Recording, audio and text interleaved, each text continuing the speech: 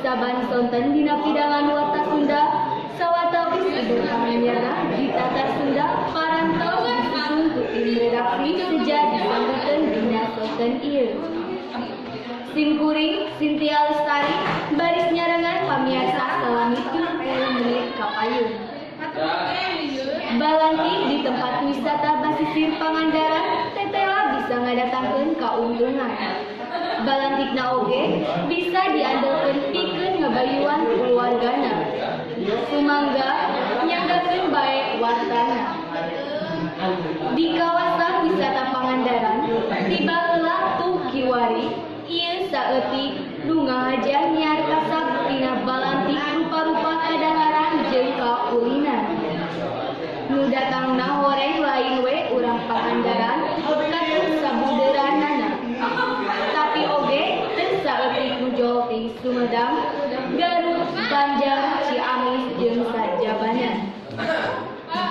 Salah sahiji nu dagangna teh nyaeta Ude Supriyatna. Urang warga Garut nu geus 12 taun dagang bakso cuangki di basisir Pangandaran. Nurutkeun Ude, ari uleukeun mah balantik cuangki di basisir Pangandaran teh ngadatangkeun untung nu lumayan gede. Ude oge bisa ngabayuan keluargana dina dagang balantikna teh.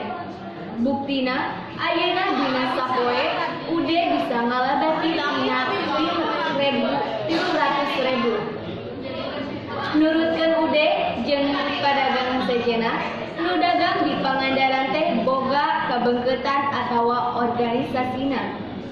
Eta teh sangka nu dagangna tertib jeung aya nu ngurus mun paren aya pasualan. Pamiarsa, kibar nu nembe mangrupikeun hidangan anu pamungkas di warta sonten ieu kalayan asma tim redaksi warta Sunda Simkuring ngahaturkeun nuhun kana perhatosan Isa baris tepang deui dinten enjing dina hidangan maneh warta Sunda. Aya saur ti sepuh kakumpul ulah pinter nemeh gawe Simkuring Cynthia Lestari seja amit mundur amit mungkur. Wassalamualaikum warahmatullahi wabarakatuh. Hurip Sunda.